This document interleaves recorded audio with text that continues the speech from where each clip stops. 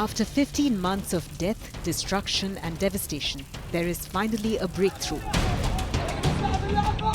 Israel and Hamas have agreed to a deal which could halt the war in Gaza and see the release of Israeli hostages and Palestinian prisoners. The three-phase deal is set to begin on the 19th of January, but many of its details and the timeline remain unclear. It is also yet to be approved by the Israeli cabinet. Here's what we do know about the Gaza ceasefire deal.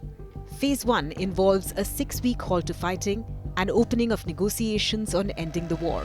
33 of the nearly 100 hostages would be released over that period, although it's unclear if more than half are alive. The US says this phase also includes a withdrawal of Israeli forces from densely populated areas of Gaza. That would allow many displaced Palestinians to return to what's left of their homes. Humanitarian assistance would surge, with hundreds of trucks entering Gaza each day. Final details that are still being worked out include the list of hundreds of Palestinian prisoners to be freed. Phase 2 is harder, but here's what we know. Negotiations for this phase are to begin on day 16 of the ceasefire. This phase would include the release of all remaining living hostages, including male soldiers. Israeli forces would withdraw from the Gaza Strip. However, Israel has said it will not agree to a complete withdrawal until Hamas's military and political capabilities are eliminated. Hamas says it will not hand over the last hostages until Israel removes all its troops. Phase 3 involves the return of the remaining bodies of hostages still in Gaza. It will also see the start of a major reconstruction in the Gaza Strip, which faces decades of rebuilding. It's also unclear who will foot the bill at this point of time. If those hostages aren't back, I don't want to hurt your negotiation.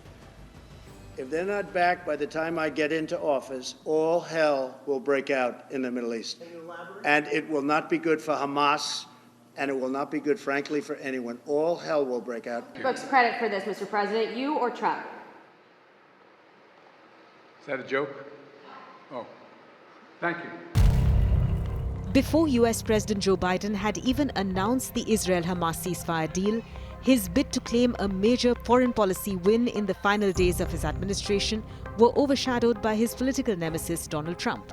Trump, who will be inaugurated as the 47th President of the United States next week, revealed that a deal has been reached on his Truth Social platform hours before Biden confirmed the agreement. Speaking at the White House later, Biden said his diplomatic efforts had never ceased, but he acknowledged that his administration had worked with Trump's team to ensure the US was speaking in one voice. This plan was developed and negotiated by my team and will be largely implemented by the incoming administration. That's why I told my team to keep the incoming administration fully informed, because that's how it should be, working together as Americans.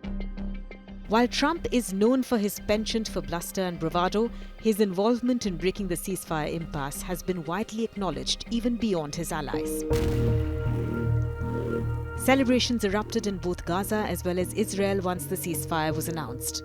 The ceasefire will in effect pause the Gaza war while its terms are carried out, but it is unclear whether it will mean the conflict is over for good.